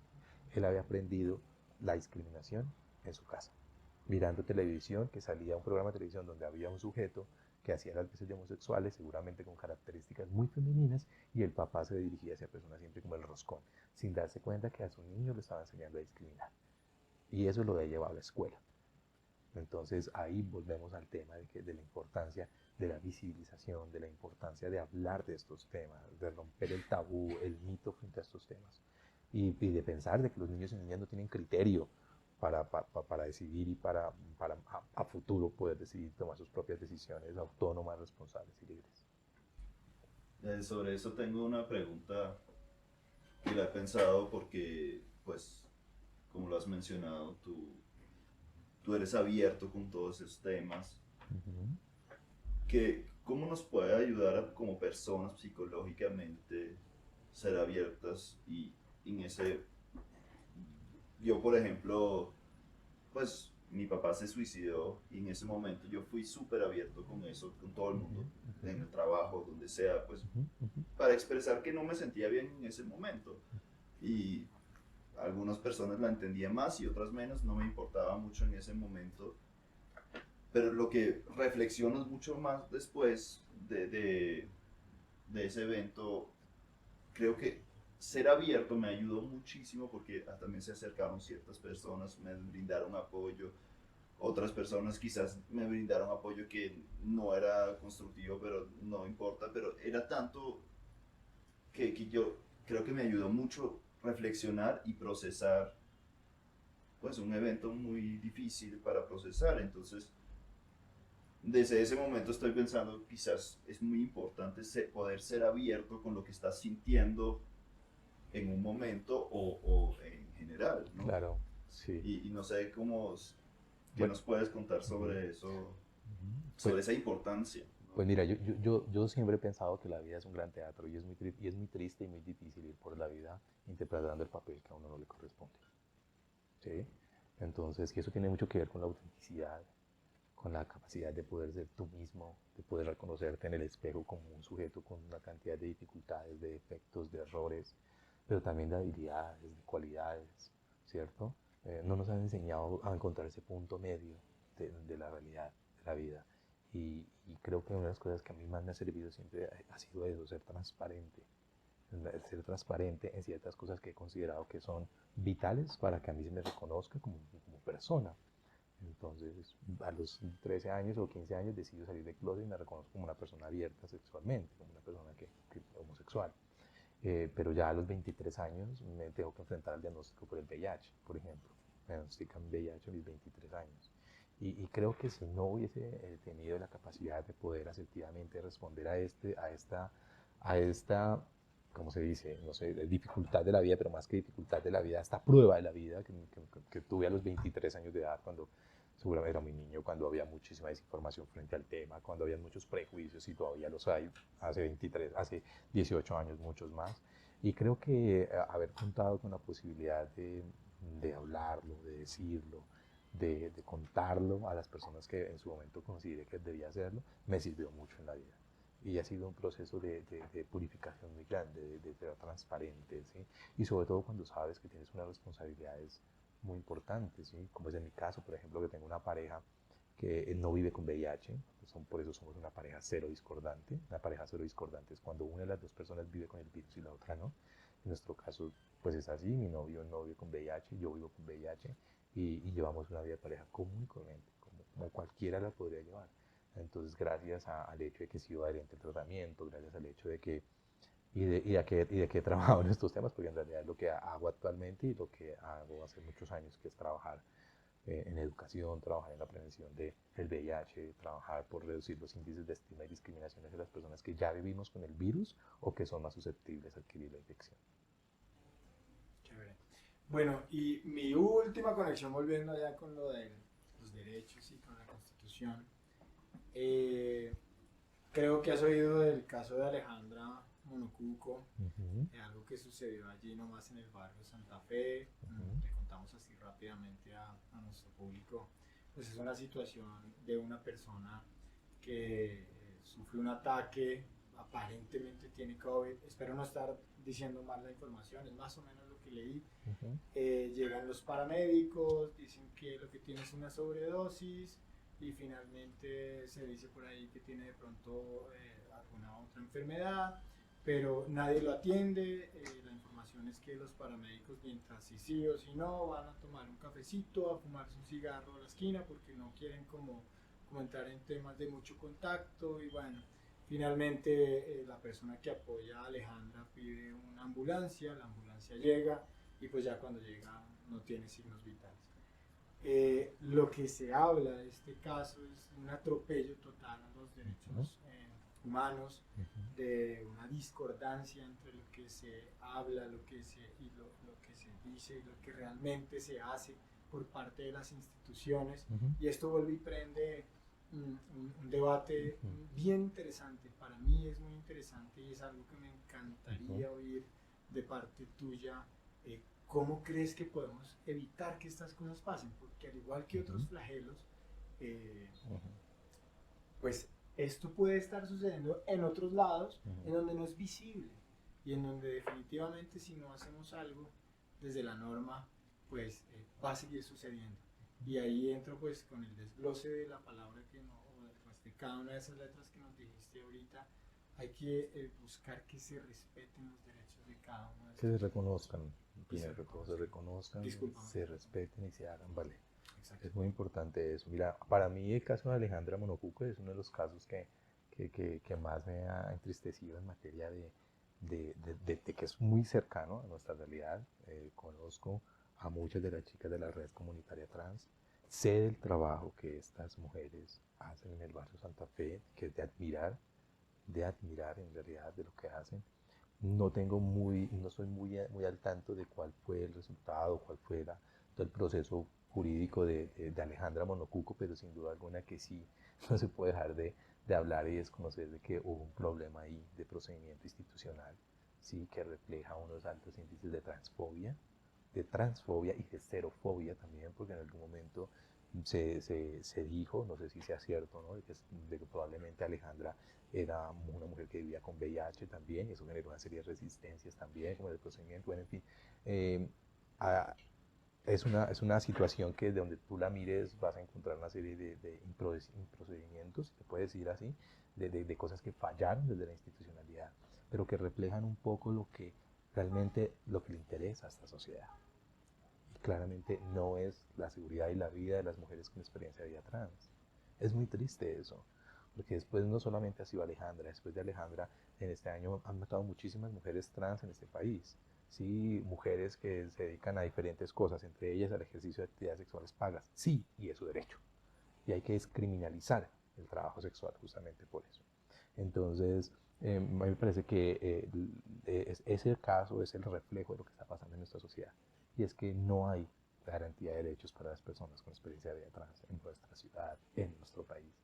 Y lo más importante, o lo que más me conflictúa, es ver las reacciones que tienen la gobernanza de esta ciudad, por ejemplo, en casos como lo que ocurrió hace unos días, que pintaron una bandera hacia el norte de la ciudad con los colores de la diversidad sexual, con los colores de la bandera de la diversidad, después alguien las dañó y hubo toda una serie de oportunismos alrededor del hecho de que ay, dañaron la bandera LGBT, eso es violencia, eso no sé qué. Estuvo inclusive hasta la alcaldesa de la ciudad allá pintando la bandera, ayudando a pintar. Vi en Twitter más de una reacción de unas personas que para mí son oportunistas, allá también pintando la bandera y hablando de derechos y de reconocimientos. Pero cuando matan a una mujer trans en el barrio Santa Fe, a golpes, con arma cortopunzante, cuando se violenta, cuando se les humilla, ¿dónde están todas estas personas? La coherencia de la que hablábamos. Exactamente, no hay una coherencia en el discurso, ¿no? Entonces, favorecemos derechos, pero según nos conviene. Y se nos olvidan pues que hay muchos y muchas que no están haciendo parte de eso, no se está permitiendo vivir su ciudadanía política, su reconocimiento a ser sujetos políticos que ocupan un tiempo, en un tiempo un espacio determinado en la sociedad, y es su derecho. Entonces yo creo que ahí hay un problema muy grande todavía en garantía de derechos. Y por eso existen la marcha trans y por eso existen los movimientos de las personas con experiencia de vida trans, porque sigue siendo una de las poblaciones más violentadas y con mayores vulnerabilidades de todo tipo en esta sociedad. Gracias. Sí, lo que yo me pregunto a veces es como, pues esos paramédicos, pues ¿dónde se quedó la niña o el niño que quería ayudarle a la gente y por eso buscó un trabajo en esa área? Claro. No sé. Y seguramente que llegó con muchas buenas motivaciones y muchos buenos intereses de querer realmente ayudar, pero entró a ser parte de un sistema que le dice, como por ejemplo me decía un gran amigo mío, psicólogo, la semana pasada, que es clínico, y me decía yo estudié clínica con la idea de querer ayudar a muchísima gente, pero definitivamente en los 20 minutos que me da la EPS para atender a mis consultantes, no logro ni siquiera tomarme el café. Me lo decía así. Y es así, es un sistema corrupto, ¿sí? Es increíble que, por ejemplo, el tema de salud mental en el marco de la pandemia ha desarrollado y ha revelado una cantidad de necesidades. No se le están prestando atención. Y a futuro, pues eso pasará a su cuenta de cobro. Pues nos está acabando el tiempo y aquí pues sí creo que tenemos varias preguntas, pero para mí una de las más importantes es, porque lo has mencionado, ¿qué es la diferencia entre VIH y SIDA y una persona que tenga una de las dos? ¿Cómo se articula eso? Me parece un conocimiento que sí deberíamos Vale, incluir. pues una cosa es el VIH y otra cosa es el SIDA. El VIH es el virus de la inmunodeficiencia humana. El SIDA es el síndrome de la inmunodeficiencia adquirida. El VIH es el virus, el SIDA es la enfermedad. Por eso las personas que vivimos con VIH preferimos enunciarnos así, vivimos con el virus, seguimos viviendo como cualquiera que no lo tiene, seguimos viviendo, ¿no? Y otra cosa es llegar a una fase SIDA, que es cuando ya seguramente el sistema inmunológico de la persona que está tan debilitado a causa del virus en su sangre, pues ya no puede controlar ciertas cosas, ciertas enfermedades que llamamos enfermedades infecciosas, que pueden ser infecciosas hasta por la debilidad o por el sistema inmune, la consecuencia que ha tenido el sistema inmune a causa del virus. Entonces, una cosa es el VIH y otra cosa es el SIDA. El VIH, tú puedes vivir con VIH toda tu vida y llegar a un estado de indetectabilidad, como le llamamos nosotros, que somos las personas como yo, que somos indetectables, que vivimos hace muchos años con el virus, pero que hemos sido adherentes al tratamiento antirretroviral y que por un lado, que por otro lado es muy importante, hemos contado con el privilegio de tener el medicamento, porque es que ese es el gran problema de esta sociedad, ¿no? El problema es que todas las personas deberían ser indetectables, pues todas las personas que vivimos con VIH deberíamos ser indetectables. El problema es que no todas las personas que viven con VIH han tenido las oportunidades como yo, de que desde hace 18 años tengo acceso a tratamiento y nunca me ha faltado. Pero hay personas que en lo rural, hay personas en zonas geográficas, hay personas que por estigma y discriminación no pueden tener su tratamiento. Yo conozco muchísimas personas que dicen, no, yo vivo con VIH, pero es que vivo en tal pueblo, en tal lado, y no puedo ir porque allá me conocen, porque etcétera, etcétera. Entonces siento que eso también es un tema muy importante. Súper importante. Pero básicamente si tú tienes el tratamiento, pues no estás curado porque si no sigues el tratamiento podría resurgir, sí. Pero... No, cuando hablamos del VIH estamos hablando de una infección que hasta el día de hoy no tiene cura, que gracias a los tratamientos antirretrovirales, las personas que vivimos con el virus podemos controlar el virus. Entonces, así como en palabras dummies para que entendernos, lo que hacen los antirretrovirales es capsular el virus, haciendo que el virus no se reproduzca y no infecte otras células en el organismo. Y eso se adquiere a través del estado de indetectabilidad cuando las personas son adherentes al tratamiento que toman. Pero básicamente puedes vivir como cualquier persona. De hecho, una mujer que iba con VIH hoy día puede ser madre, puede tener un hijo de manera biológica, puede engendrar un hijo y no necesariamente este hijo o hija van a ser con el virus, ¿no? No necesariamente. O lo más probable es que no. O lo más probable es que no, porque seguramente que según los estándares de salud de nuestro país, pues también las mujeres gestantes deberían tener un acceso, no solamente a las pruebas oportunas para VIH, sino a los tratamientos antirretrovirales que les permita llevar una maternidad, un proceso de gestación seguro, igual que un parto seguro para este niño o niña y para el neonato. Y lo que hace falta es puramente debido al estigma o hay otros factores ahí Hay que... muchísimos factores. El estigma y la discriminación es uno de ellos, pero sin duda alguna que las desigualdades sociales son otros. Sí, y el desconocimiento. Entonces, por ejemplo, yo conocí una chica que eh, se embarazó, tuvo este niño, en el momento del parto se enteró de que tenía VIH, que ella vivía con VIH, y porque no tuvo educación, ¿no? Ella cuando pensó que no era importante hacerse este examen antes del proceso de gestación, creyó que nunca le iba a pasar, porque ese es el gran problema de muchas personas, y es que creen que nunca van a tener o nunca van a estar en contacto con el virus. Y cuando una persona piensa así, se está parando desde el lugar de la discriminación, creer que el otro sí le pasa, pero a mí no, y al otro le pasa porque es diferente a mí. Bien, súper. Bueno, yo creo que vamos a cerrar, nos vamos Sí. a la sección que llamamos recomendaciones. Uh-huh. Nos gustaría saber qué película nos recomiendas. ¿Qué película les recomiendo? No sé, no se me viene a la cabeza ninguna.